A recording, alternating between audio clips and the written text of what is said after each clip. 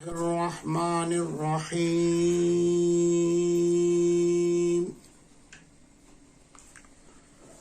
الحمد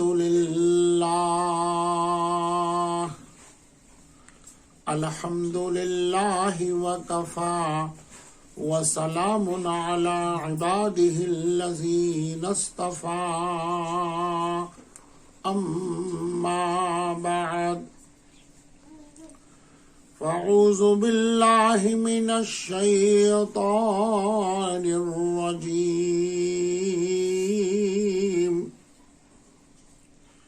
بسم الله الرحمن الرحيم وما أرسلناك إلا رحمة للعالمين سبحان ربك رب العزة عما يصفون وسلام على المرسلين والحمد لله رب العالمين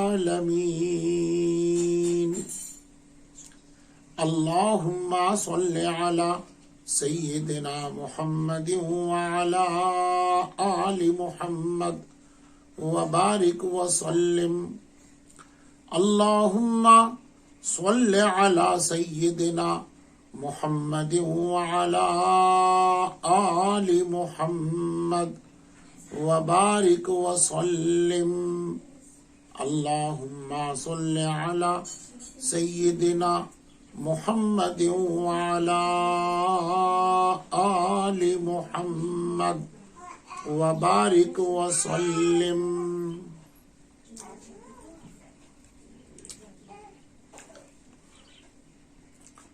سیرت طیبہ کا بہت ہی خوبصورت عنوان جو آپ صلی اللہ علیہ وسلم کا اما خدیجہ کے ساتھ نکاح ہوا اس کی تفصیلات چل رہی ہیں۔ گزشتہ مجلس میں نکاح کیسے ہوا اور زندگی کیسے شروع ہو گئی یہ بتایا گیا تھا۔ آج اس کے آگے کی باتوں کا ذکر ہے۔ دھیان، توجہ اور عبرت اور ہدایت کی نیت سے سن لیجئے۔ پروردگار ہم تماموں کو صحیح عمل کرنے کی توفیق نصیب فرمائے۔ آپ صلی اللہ علیہ وسلم کا جب نکاح ہو گیا تو اما خدیجۃ الکبریٰ رضی اللہ تعالی عنہا نے ایک خاص باتیں آپ صلی اللہ علیہ وسلم کی زندگی میں دیکھی۔ ان خاص باتوں کا ذکر آپ کرتی ہیں جو حدیث کی کتابوں میں نقل ہے۔ وہ باتیں جو آپ کے اخلاق سے تعلق رکھتی تھیں، رواداری سے تعلق رکھتی تھیں، خدمت سے تعلق رکھتی تھیں، یہ سب جداگانی کیفیات ہیں۔ یہاں ذکر ان خاص باتوں کا کیا جاتا ہے کہ اس میں ایک بہت بڑا وزن ہے۔ آپ نے اپنے انداز سے اور عمل سے امت کو یہ پیغام دیا ہے، ان باتوں کو سنیے۔ ایک بات تو اما خدیجہ کہتی ہیں، صبح سے شام تک میں آپ کے تمام کاموں کو اور ذات کو دیکھتی تھی تو مجھے ایک چیز نظر آئی، ہر وقت آپ کسی کے جیسے کوئی انتظار میں رہتا ہے، جیسے کوئی بہت ہی گہری سوچ میں رہتا ہے، جیسے کوئی بہت بڑا کسی کو کارنامہ انجام دینا پڑتا ہے۔ تو ایسی کیفیت میں آپ رہتے تھے تو میں نے پوچھ لیا کیا بات ہے؟ تو آپ صلی اللہ علیہ وسلم نے فرمایا، خدیجہ اس نظام کائنات میں پروردگار کی قدرت کیا کام کر رہی ہے، یہ نظام کائنات کیسا چل رہا ہے، رب کی منشا کیا ہے، پیدا کرنے والے کی چاہت کیا ہے، میں اس میں غور و فکر کر رہا ہوں، میں اس میں تدبر کر رہا ہوں، میں اس میں سوچ و بچار کر رہا ہوں، میں اسی میں مگن ہوں۔ یہاں پر اس کا خلاصہ آسان لفظوں میں آپ کو بتا دیتا ہوں۔ کہیں بہت سے احباب یا کچھ خواتین جن کو اللہ نے توفیق دی ہے، وہ قرآن کریم کو درست کرنے کی غرض سے قرآن کو تجوید کے ساتھ، مخرج کی ادائیگی کے ساتھ، الفاظ کے صحیح ادا کرنے کے ساتھ اس کو سیکھنے کی مشق کر رہے ہیں، وہیں اس کی فضیلتیں آپ کسی قرآن کے فضائل میں پڑھیں گے تو آپ کو نظر آ جائے گا۔ اس قرآن میں غور و فکر کرو، اس قرآن کے مطلب اور معانی کو سمجھو، اس میں تدبر اور فکر سے کام لو۔ یہ آپ کو اس کتاب میں لکھا ہوا نظر آئے گا۔ یہ فکر و تدبر کیا چیز ہے اور اس کا مقام کتنا بڑا ہے وہ سن لیجئے۔ جب تک یہ دولت آپ کے ہاتھ قرآن کریم کی نہیں آئے گی، جب تک آپ کے زندگی میں اس کا ولولہ پیدا نہیں ہوگا، جب تک آپ کے قلب کے رگ و ریشے میں یہ دھن سوار نہیں ہوگی کہ قرآن کیا ہے، قرآن والا قرآن کے ذریعے ہم کو کیا کہنا چاہتا ہے، اس کی اس صورت میں کیا ہے، اس صورت میں کیا ہے، اس آیتوں میں کیا ہے، اس آیت میں کیا ہے، اس عنوان میں کیا ہے، اس عنوان میں کیا ہے، اس میں آپ اگر غرق ہو جائیں گے، اللہ اکبر کبیرہ، قرآن پڑھتے ہوئے پروردگار کا چہرہ قرآن میں آپ کو نظر آئے گا۔ اللہ اکبر کبیرہ، الحمدللہ حمدن کثیرا، سبحان اللہ بکرۃ و اصیلا۔ بہت بڑی نعمت ہے، بہت بڑی ذمہ داری ہے، بہت بڑا یہ فریضہ ہے۔ آج تک صرف ورق الٹ دیے ہیں، آج تک صرف پانکیکی میں قرآن ختم کیا ہے یا رمضان میں بھرمار کی ہے، تو وہ ساری زندگی کے اندر تمہارے 1000 ہو جائیں، 10,000 قرآن ہو جائیں، تو کبھی اپنے دل کے اندر جھانک کر دل سے سوال کرو، ایک بار تو کبھی قرآن سامنے رکھ کر یہ سوچا ہے کہ یہ قرآن اترا کیوں، قرآن والے نے قرآن بھیجا کیوں، قرآن والا ہم سے کیا کہتا ہے، قرآن والا ہم سے کیا چاہت رکھتا ہے، قرآن والا زندگی کے نشو نما کے کیا پیغامات دیتا ہے۔ قرآن کریم جوانوں کے لیے، بچوں کے لیے، بیٹیوں کے لیے، بہنوں کے لیے، ماؤں کے لیے، تاجر لوگوں کے لیے، ملازم لوگوں کے لیے، زندگی کے ہر شعبے میں کیا اس کے میسج ہیں، کیا چاہت ہے اس کے بھیجنے والے کی، ایک بار کبھی سوچا ہے؟ یہ سوچنا امت کے اوپر ایک مرتبہ زندگی میں یا 2 مرتبہ یا 3 مرتبہ یہ نماز کی طرح فرض ہے، روزے کی طرح فرض ہے، حج کی طرح فرض ہے، زکات کی طرح فرض ہے۔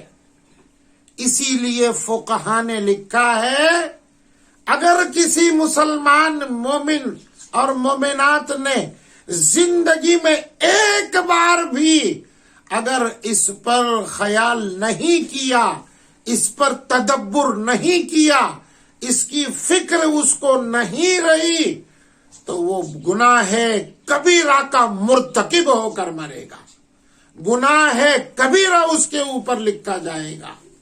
اور یہ بات تو طے شدہ ہے، گناہ کبیرہ کسی فرض کے ترک کرنے پر ہو جاتا ہے۔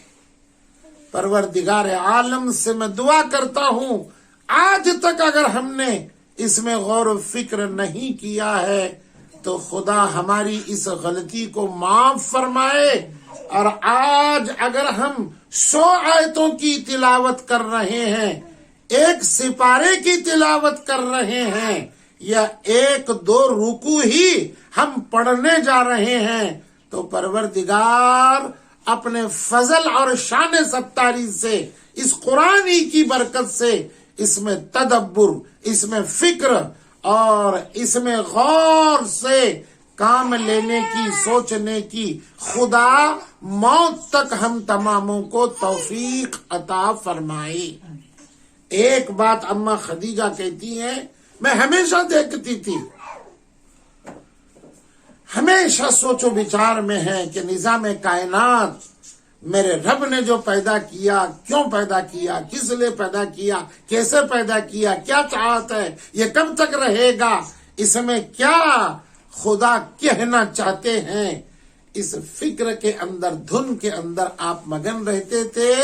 اور دوسری بات اماں خدیجہ رضی اللہ تعالی عنہا کہتی ہیں، اکثر اوقات آپ خاموش رہتے تھے، چپ رہتے تھے، سکوت فرمایا کرتے تھے، اور ان گھڑیوں کے اندر آپ تنہائی میں رہنا، یکسوئی کے ساتھ رہنا، اکیلے رہنے کو زیادہ پسند کرتے تھے۔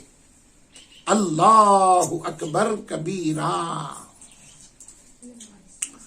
بزرگوں نے کتنی عجیب بات لکھی ہے، کوئی بندہ بڑبڑا رہا ہے، بول رہا ہے، بار بار اس کی زبان چل رہی ہے، اور ایک بندے کو دیکھو صرف ضروری بات کرتا ہے اور خاموش رہتا ہے۔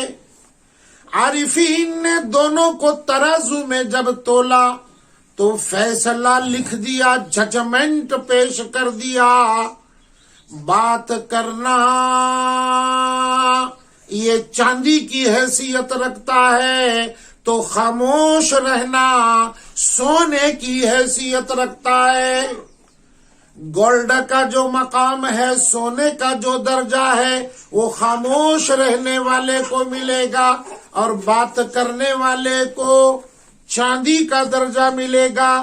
لیکن اس سے اللہ کے قرآن کی، اللہ کی رسول کی، احادیث کی، شریعت کی، دین کی، اسلام کی بات مستثنا ہے، الگ ہے، یہ چھوڑ کر کے ہے۔ اس میں اگر کسی کی زندگی گزر جاتی ہے، اللہ اکبر کبیرہ۔ میں بہت عرصے پہلے، ہزاروں سال کی کیا بات کہوں، اسی بنگلہ والی مسجد میں ہمارے ملک کے اندر دعوت و تبلیغ کی محنت سے ایک ولی کامل اپنی 60 اور 70 سالہ عمر کے اندر روزانہ کے 3 سے 3.5 گھنٹے بیان کرتے تھے، بات کرتے تھے، سامعین کو، کارکنان کو، جماعت میں جانے والوں کو، دین کی خدمت کرنے والوں کو خطاب کرتے تھے۔ 3.5 گھنٹے نان سٹاپ ان کی گاڑی چلتی تھی۔ عمر کا تقاضا بڑھاپے کو پہنچ گیا ہے، आज़ा ने जवाब दे दिया है, लेकिन कहते थे मेरी रूह जवान है। हजरत को पानी की जरूरत पड़ती थी, चाय की जरूरत पड़ती थी। कभी कभी खास खुद्दाम चाय की प्याली गरम गरम सामने लेकर हाथ को आगे करते, हजरत देखते। जब बात हदीस की करते तो तन मन धन तवज्जा हदीस मुबारका पर साहिबे हदीस हजरत मुहम्मदुर रसूलुल्लाह सल्लल्लाहु अलैहि वसल्लम पर निगाह जाती। वो चाय की प्याली ठंडी होती, लेकर जाया जाता, दूसरी आती, फिर ठंडी होती, लेकर जाया जाता। आखिर तक हजरत चाय नहीं पीते और ध्यान चाय पर कहाँ है? ध्यान अल्लाह की चाहत पर है, हदीस की चाहत पर है, रसूल की चाहत पर है। ऐसे ऐसे वली गुजरे हैं। तो मैं बता रहा था, दो सिफात आपको बताई मेरे नबी सल्लल्लाहु अलैहि वसल्लम की। एक, आप खामोश ज्यादा रहते थे, सुकूत करते थे, और तन्हाई आपको बहुत पसंद थी। कहते हैं जिसकी तन्हाई अच्छी है ना, उसका अमल, उसका किरदार, वो आदमी अच्छा है। तन्हाई के अंदर के काम, तन्हाई के काम, तन्हाई के अमाल, वही खरे अमाल है। उसमें जो सही सही खुदा की इताअत और फर्मा बरदारी करता है, वही उस अमल के अंदर सच्चा होता है। बहरहाल, अम्मा खदीजतुल कुबरा रजी अल्लाह ताला अन्हा ने एक मैसेज खवातीन को दे दिया, शादीशुदा जोड़े को ये दे दिया। जब अम्मा देखती कि आप अकेले खामोश हैं और कभी सोचो विचार में मशगूल हैं, मैं भी उनको डिस्टर्ब नहीं करती, मैं भी उनके करीब जाकर नहीं छेड़ती, खामोश हो जाती। इनकी अदाएं मुझे पसंद थी। यही अदा अल्लाह को ताहिरा सिद्दीक़ा कायनात खदीजा की जब पसंद आई। खदीजा वो मुमताज खातून है, आपकी प्यारी बीवी, वफादार, दियानतदार, सच बोलने वाली, सच्चाई पर खैर चलने वाली, अजीम अखलाक वाली। जब आपकी अदा अल्लाह को पसंद आ गई, जिब्राइल आपके हुजरे में आए और कहने लगे, या मोहम्मद सल्लल्लाहु अलैहि वसल्लम, या रसूल अल्लाह, या बदरुद्दुजा, या खैरुल वरा। परवरदिगार आलम ने आपकी रफीक हयात को, सिद्दीक़ा कायनात को, ताहिरा खदीजा को अल्लाह सलाम भेज रहा है। मेरे आका सल्लल्लाहु अलैहि वसल्लम ने खदीजा से कहा, ओ खदीजा यहाँ आओ, देखो जिब्राइल क्या कह रहे हैं, अल्लाह ने आपको सलाम भेजा है। अम्मा खदीजतुल कुबरा की आंखों में आंसू आ गए। मैं अपने ख्याल में ये बात कह रहा हूं, ये आगे की। खदीजा के ज़मीर ने कहा होगा, हाल मेरा बेहतर है मुझसे ज्यादा उस मजलिस में।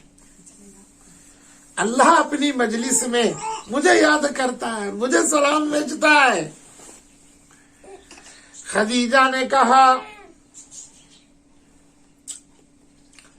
सलाम सुन करके आंख में आंसू ला करके, अहलस्सलामु अहलस्सलामु वाला जिब्राइल सलाम।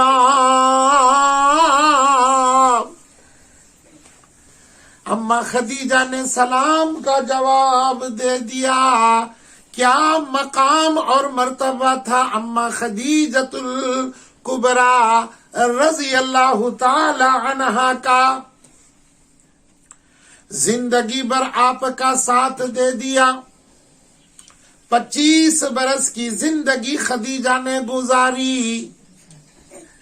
خدیجہ رضی اللہ تعالی عنہا سے میرے نبی جب خدیجہ 65 برس کی عمر گزار کر کے رخصت ہو گئی، میرے آقا صلی اللہ علیہ وسلم خدیجہ کے پیار کو، محبت کو، ادا کو، نسبت کو، زندگی کے ہر لمحے کو یاد کر کے روتے تھے.